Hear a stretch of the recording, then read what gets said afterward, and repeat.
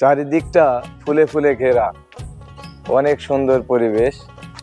ছোট ছোট পাখির আনাগোনা, ফুলে ভ্রমর। সত্যি প্রকৃতিটা যেন আনন্দে মেতে উঠেছে এই হেমাশ্রমে। ওয়েলকাম ব্যাক প্রিয় বন্ধুরা, আশা করি সবাই ভালো আছেন। আজকে আমরা চলে আসছি হেমাশ্রমে। এটা অবস্থিত কুষ্টিয়া জেলার দৌলতপুর থানার প্রাগপুর ইউনিয়নের একদম কাছাকাছি, প্রাগপুর বাজার থেকে অল্প একটু দূরে।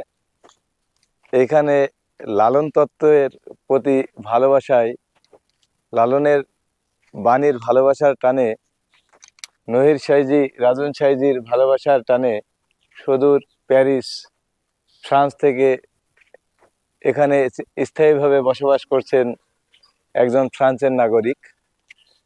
ওনার নাম আমরা যতটুকু জানতে পেরেছি দেবরা জান্নাত।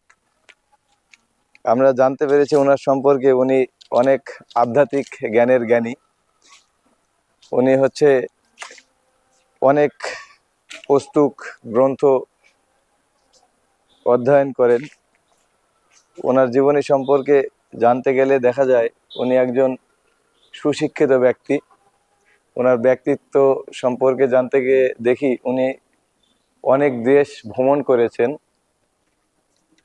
বিশ্বের এই প্রান্ত ওই প্রান্ত ছুটে বেরিয়েছেন যেই মানুষটি, ওই মানুষটি লালন সাইজির একতারার সুরে, লালন সাইজির একতারার টানে জয়গুরু বলে জয়গুরু বলে জয়গুরু ধ্বনি দিয়ে এখন এসে আছেন প্রাগপুর হেমাশ্রমে। তো প্রিয় বন্ধুরা, নহির শাহ হেমাশ্রমে নহির সাইজির কাছ থেকে আধ্যাত্মিক জ্ঞান, লালন চর্চার যেই জ্ঞান, এই জ্ঞান অর্জন করার জন্য সুদূর প্যারিস থেকে প্যারিসের একজন নাগরিক দেবরা জান্নাত, যার নাম, উনি এখন স্থায়ীভাবে এখানে অবস্থান করছেন।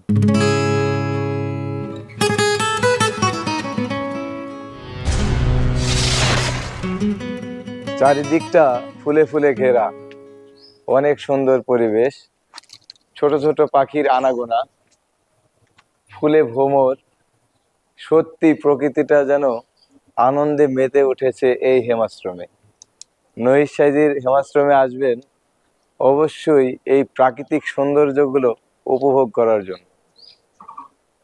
কত সুন্দর ফুল ফলে ভরা চারিদিক, এত সুন্দর মনোরম পরিবেশের মধ্যে সত্যি যেন লাল গোলাপের মতো নিজেকে সুরভিত করতে ইচ্ছা করছে।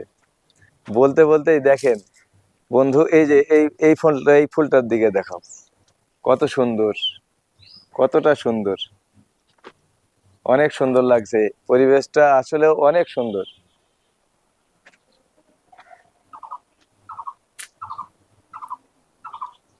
এই যে দেখো একটা ছোট পাখি কিভাবে মধু সংগ্রহ করছে। একটু মধুর আশায় উড়ে গেল, আমাদের ক্যামেরা দেখতেই দৌড়ে পালালো।